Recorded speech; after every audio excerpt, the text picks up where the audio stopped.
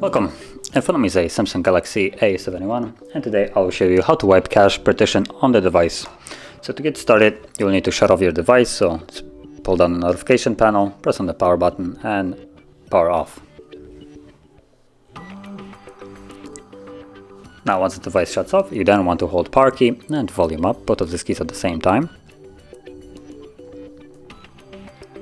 And when you see the logo of the device, you can let go.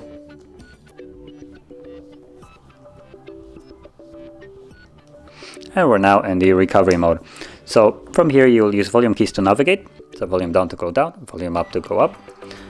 And with that in mind, you want to select wipe cache partition right here and confirm it with power key. And select yes to confirm it once more and power key.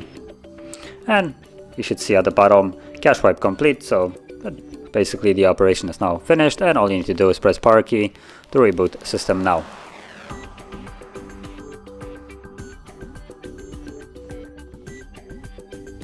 And we're back in the Android.